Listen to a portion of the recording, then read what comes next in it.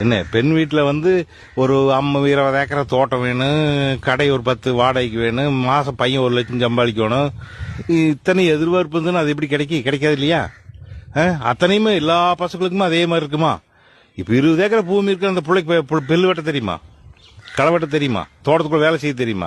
அதே தெரியாது. அதுக்கு அத்தனை கேள்வி.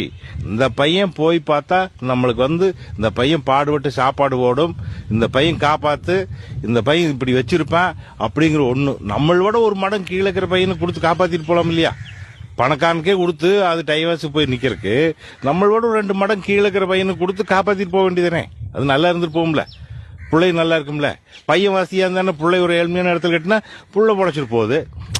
2 பேருமே ஒரு வீரமாவே பேசி பார்த்தா இது வந்து பெத்தவங்களோட தப்பு, குழந்தையோட தப்பே கிடையாது. பெத்தவங்களோட 100க்கு 100 தப்பு.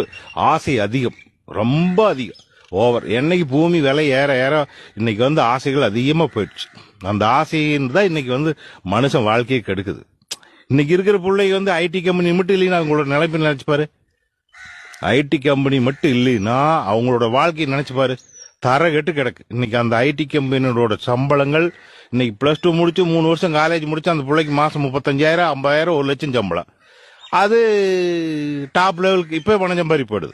எங்க வயசுக்கெல்லாம் நாங்களே 30, 35 வயசுலயும் ஒரு 1000, 2000 பாக்கணும் பெரிய கண்குறிதான் இருக்கு.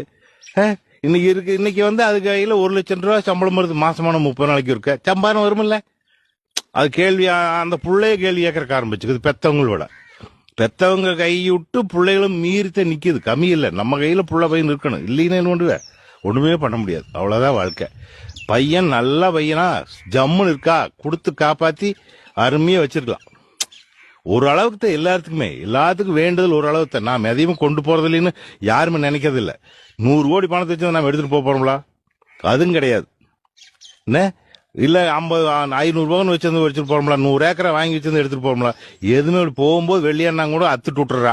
ஆனா அதுக்கு இத்தனை ஆசையும் அங்கலாப்பும், எனத்துக்கு பொறாமை, போட்டி, பையன் பிள்ளை வேத வாக்குக. அப்புறம் வந்து மதம் மாதிரி அந்த புள்ள வந்து மதம் மாதிரி கல்யாணம் முடிச்சுக்கு பையனும் அப்புறம் பையனுக்கு மதம் மாதிரி கிடைக்க மாட்டேங்குது. பிள்ளைகளுக்கு கிடைச்சிக்கிறது, பையனுக்கு கிடைக்க மாட்டேங்குது. மதத்தை பத்தியே நான் சொல்ல விரும்பவும் இல்லை. ஏன் தெரியுமா? ஒன்னே அவனவனும் ஆசைப்பட்டு பிழைக்கணும்னு பிழைச்சிட்டு போறாங்க. அதெல்லாம் வந்து அந்த காலத்தில் வச்சுக்கலாம். இன்னைக்கெல்லாம் நடக்காத விஷயம். எல்லாமே நல்ல முறையாக போயிட்டு இருந்தா நல்லா தான் இருக்கு. எல்லாம் பசங்க 40, 50, 15, 20 வருஷம் கழிச்சு பாரு, முதியோரில் எத்தனை இந்த பசங்க ஊராமே பிரம்மச்சாரியே சுத்துவான். என்ன இப்ப வந்து ஈசாவில் அங்க இங்க இருக்க, அவன் பிரம்மச்சாரி இவன் பிரம்மச்சாரிங்கிறாங்க. பிரம்மச்சாரிய 20 வருஷம் கழிச்சு பாரு நாட்டில் எத்தனை பசங்க இருக்குன்னு. அவன் சன்னியாசியை சுத்துறக்க ஆரம்பிச்சிருவான்.